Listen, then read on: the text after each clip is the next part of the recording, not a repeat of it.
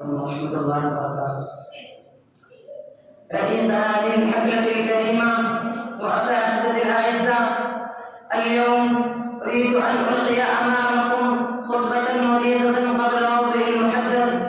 أفشوا السلام بينكم. إخوتي وزملائي، إن الحمد لله والصلاة والسلام وعلى آله ومن والاه وعلى من اهتدى بهداه، أما بعد، فقال تعالى: وإذا حييتم بتحية فحيوا بأحسن منها أو ردوها إن الله كان على كل شيء حسيبا. صدق الله العظيم. أيها السادة، إن السلام سنة عظيمة من سنن الرسول صلى الله عليه وسلم، بل إنه من شعائر المسلمين،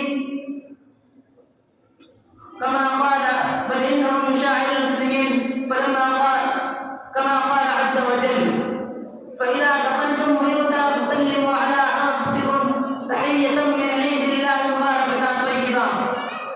هل أنتم تعلمون حينما خلق آدم وأذن له الرب تبارك وتعالى بلقاء الملائكة أمره بهذا السلام كما جاء في الحديث عن أبي هريرة رضي الله عنه قال: قال رسول الله صلى الله عليه وسلم: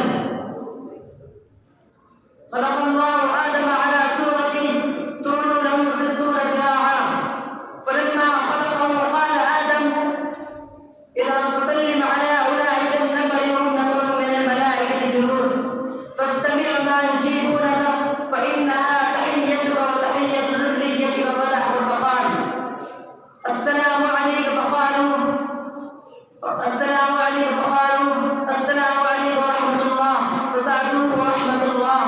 معشر المسلمين، إن السلام هو دعاء أخي المسلم لأخيه مسلم بالسلامية والعافية وطلب الهداية والرشاد له في الدنيا والآخرة، وإنه سبب قوي وفعال مؤثر في إيجاد التحابب والتوادد فيما بين المسلمين، كما جاء في الحديث عن أبي هريرة رضي الله عنه قال: قال رسول الله صلى الله عليه وسلم: لا تدخلون الجنة حتى تؤمنوا، ولا تؤمنوا حتى تحابوا إذا فعلتم، أولا أدلكم على شيء إذا فعلتموه.